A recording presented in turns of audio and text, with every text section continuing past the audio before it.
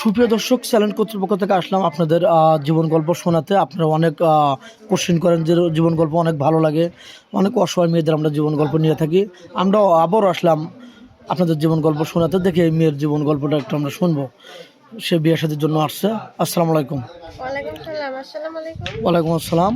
আপুর নামটা কি জানতে পারি আরেকবার? মায়া, মায়া। আপনার দেশের বাড়ি কোথায়? রংপুর। রংপুর। আপনার নাম হচ্ছে মায়া, রংপুর বাড়ি। জি। ফ্যামিলিতে কে কে আছেন? ফ্যামিলিতে বাবা মা আর আমরা দুই বোন থাকি। ও, বাবা মা আর দুটা বোন। ও, যাই হোক, বাবা মা তো মানে তোমার বাবা কি করে আর তোমার আম্মু কি করে? আব্বু অসুস্থ আর কি, সপ্তাহে 2 দিন কাজ করে, 4 দিন বাসায় থাকে। ও, মানে কাজ করতে পারে না, শরীরে পারে না। জি।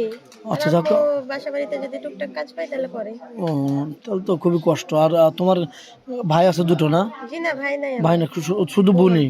মানে তুমি 3 বড়? বোন, 2 বোন বাড়িতে আর 1 বোন বিয়ে হয়েছে। ও আচ্ছা, তাহলে তুমি কয় নাম্বার?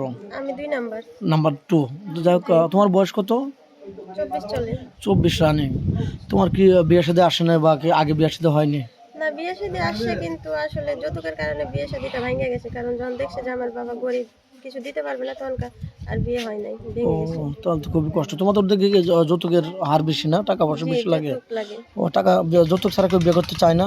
জি না। ও আচ্ছা, আমাদের ক্যামেরার সামনে আসছো বিয়ে শাদীর জন্য? জি। ও, কি ধরনের কিরকম ছেলে লাগবে? তো স্মার্ট লাগবে, খুব সুন্দর লাগবে, নাকি যেরকম হলে হবে? না, স্মার্টের দরকার নাই, ছেলে যেমন হোক না কেন সেটা ব্যাপার না, সে আমাকে সারা জীবন পাশে রাখলে হবে।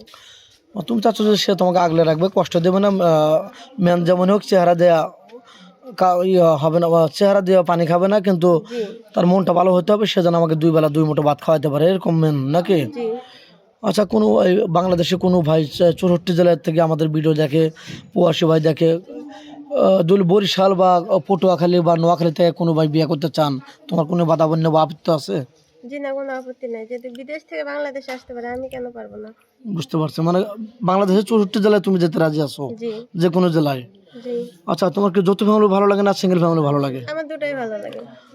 মানে কপালের যে নসিবের যেটা আছে যেটা এটা তুমি থাকবে বোঝাতে কপালে চাচ্ছ? সেটাই মেনে নিতে হবে। ও, বুঝতে পারছি, তোমার নসিবের যেটা আছে দুটাই ভালো নাকি? জি।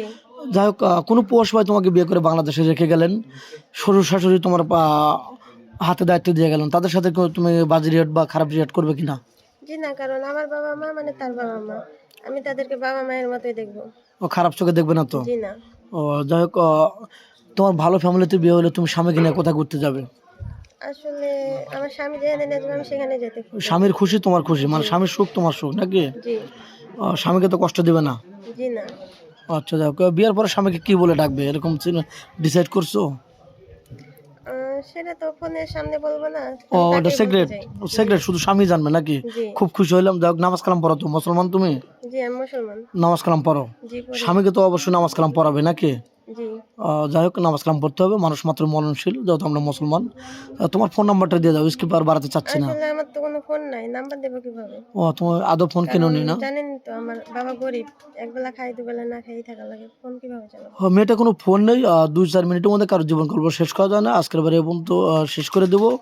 আমাদের নাম্বার দেওয়া থাকবে, মানে ইউটিউব চ্যানেল কর্তৃপক্ষের নাম্বার দেওয়া থাকবে, ইমো হোয়াটসঅ্যাপ থাকবে। কেউ ভিডিও কল দেবেন না, অডিও কল দেবেন। ভিডিও কল দিলে ব্লক করতে বাধ্য হবো। ভালো থাকবেন, সুস্থ থাকবেন, এই সবার জন্য দোয়া করছি। আল্লাহ হাফিজ।